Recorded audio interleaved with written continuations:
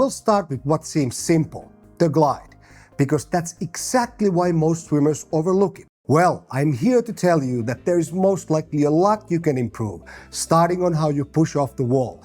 But that's its own topic. And today we're focusing on what happens after you left the wall in a turn or the moment you are fully submerged after entering the water after a start.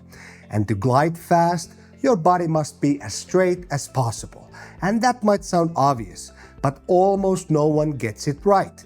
For many swimmers, the maximal jump of a push-off or the bending of the body when entering the water after a start kinda encourages overextension of your hips and disengagements of your core muscles, which causes the legs to start rising towards the surface while simultaneously letting the arms slightly point towards the bottom. But to cut through the water during this passive gliding phase, you should aim to form a straight line through your body, which requires you to tilt your pelvis under you posteriorly while simultaneously extending the thoracic spine. So think of your body like a rigid torpedo. Hips are tucked under, the chest is proud, and arms are locked forward. And this move does require some flexibility and body control.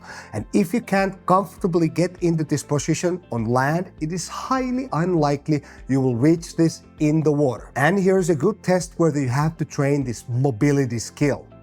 Lie on the floor in a streamlined position, extending the arms overhead to the ground. And you can probably start to feel how the lower back forms an arc to accommodate this. Now, while keeping the arms in contact with the ground, turn your pelvis posteriorly so that your lower back gets glued to the ground. And finally, gently lift your straight legs about 1 centimeter up from the ground.